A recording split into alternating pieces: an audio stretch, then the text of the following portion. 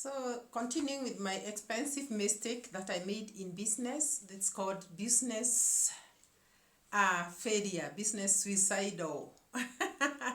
I committed suicide business wise, and it was not out of my thinking that I was doing it the wrong way. I thought I was trying to grab this corner and this corner and this corner and all accumulate all in my basket, in my business basket, in order to succeed in business. So as I was telling you in the previous video, I did a lot of buying. And this is how my business came crumbling down. This is a mistake, an expensive mistake that I made in business. After purchasing the mats that I was selling, then purchasing the denims that I was also now selling, came into sweaters and trench coats. I went into shoes. And I made sure that I opened each and every bill that I could get in order to see if I can succeed in business. And guys, this was a business mistake, expensive mistake that I committed or that I made, that made me come crumbling down, not knowing where to turn to. First and foremost, you have to have the capital to buy these business bills. And in my case, it was bales of clothes, bales of mats, bales of sweaters, bales of trench coats. I have to have that capital. And now, knowing that you have the capital, should make you think, first of all, what are you getting out of what you are putting in?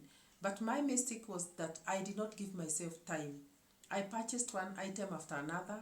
I got so mixed up. I did not even have space. I bought and bought and bought. But was there selling? There was very, very little selling. So I realized that with the mats, I could sell all season.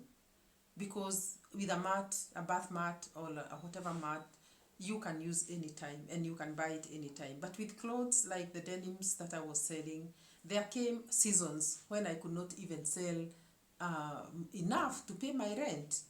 And I ended up suffering because there was a lot of dead stock. Excuse me, when clothes don't sell for a season, they become dead stock. And whether you want it or not, designs and styles change.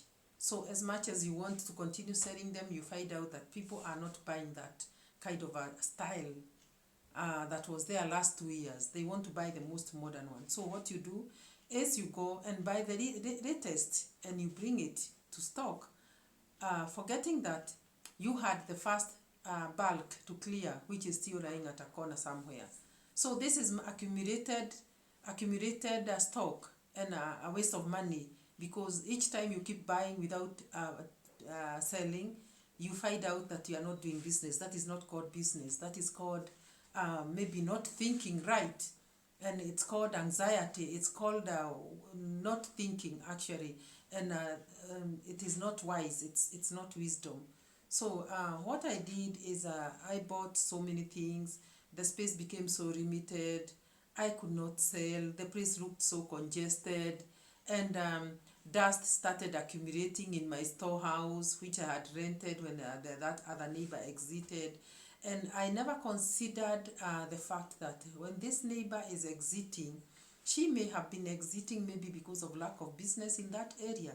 And I went straight and rented that place also, thinking that I'm the one who is going to perform better than that one who had exited. And I later came to find out that that business locality was not the best. And many tenants were coming in and exiting because of lack of business. So here I am taking up the place without thinking and starting to load it with dead stock. So it's not generating, it's actually like a store, and I'm paying rent on that. And I knew that I had actually committed business suicide when I could not even afford to pay the rent of my premises. I could not even be able to pay the salaries of the workers that were there, who were dusting and cleaning and selling. I could not pay them up. And I realized that even the loans I had taken up in the bank to finance my bail buying was also not being serviced. And I realized that auctioneers were on my neck. After some time, they came on my neck and they were like, they want to take up the properties in the shop and to pay themselves up. And also, um, I had issues with now the bank. So you see, so this was a business suicide that I committed. And I want to do this video to advise somebody that with business you have to sit and think twice. One of the things that I've known is that you have to specialize in one item. If you know that you are dealing with one item in one locality, let it just be that one item there. Do not mix things like sweaters, dresses, mats in one shop. Just make sure that you have maybe one shop for mats in this locality and another one for dresses in the other locality and the other one for jackets in the other one, sweaters and that. But if you mix them all in one small space, it looks very, very congested, especially in a small small business premises that we work in these days. It looks so congested and the customer will feel like confused. When the customer comes into the shop, they don't know what to see, what to look. And when a customer goes into a particular shop, they come from home knowing today I'm going to buy mats, or today I'm going to buy a denim dress, or today I'm going to buy a denim jacket. So they go to that shop that specializes in that thing and they sit and get served and they buy. But when they come to a shop that is so mixed up and so congested and it doesn't augur well with the customer's eye. To pull up a customer's eye, you need to specifically know what you are selling in a particular location. I don't mean that you cannot sell all these items. What I mean is that you cannot sell them in one location. You have to make sure that they're in different locations so that even when one location is not doing very well in business, the other one can support you. So this is what I did, and I messed my business life. And I want to tell you guys, I got into problems because of grabbing or grabbing too much to myself and scooping too much into my mouth such that I could not chew.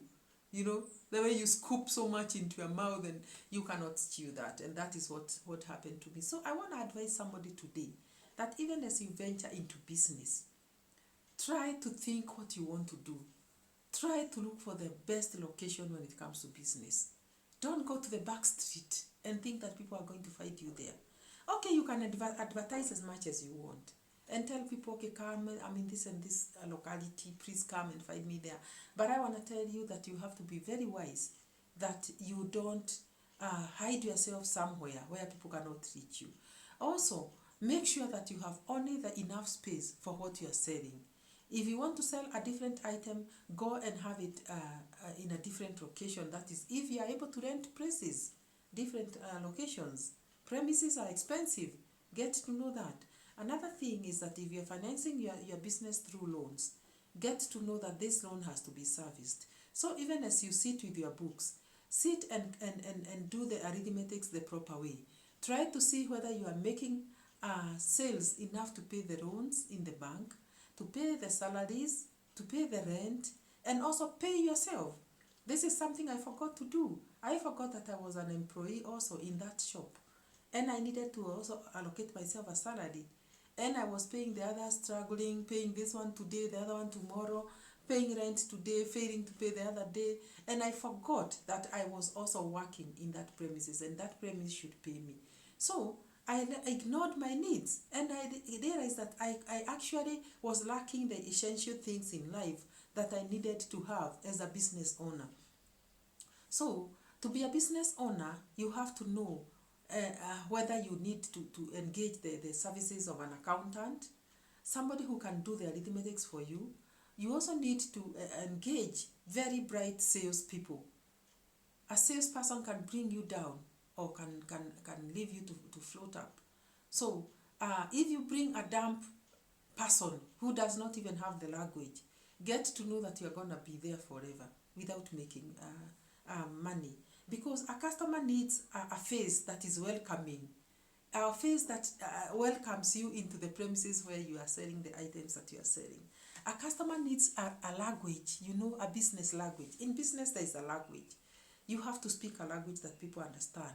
So if you bring a gloomy face there, as somebody who does not even say welcome to the person who is coming in, what do you expect to get? So these are mistakes that I made also. I did not care who I was employing. As long as I needed somebody, advertised I needed somebody to employ as a sales rep. And when they came, I just, did not interview them the proper way. So I also paid salaries that were not being generated by the shop. And I ended up failing in business because of that. So these are mistakes that I made in business that I would want to advise somebody to think twice before actually engaging into this idea of business. Make sure that you do research. Give yourself time. Make sure that you also think of what to sell and in what location and in what season. Season is also very important. There are seasons like the Christmas season when you obviously do not expect things like mats to sell so much, but you expect people to buy the clothes. So as much as you are actually selling the products out there, make sure that you know what to sell and whatever season, because each season needs to generate enough to pay for the workers, to pay for the rent, and to pay for yourself as a salary, as your own salary. So you have to know what season to stock what. And this is business idea that I can tell you to take to the bank, that you have to know what season to sell what. So guys, that's the business mistakes, that suicide that I committed, and I have lived to regret, and I would want to advise somebody to avoid this at all cost. Think twice before you start anything. Pray about it and see how you can go about the products, selling the products that you need to sell in the market. We'll see you guys in this next video. Bye bye.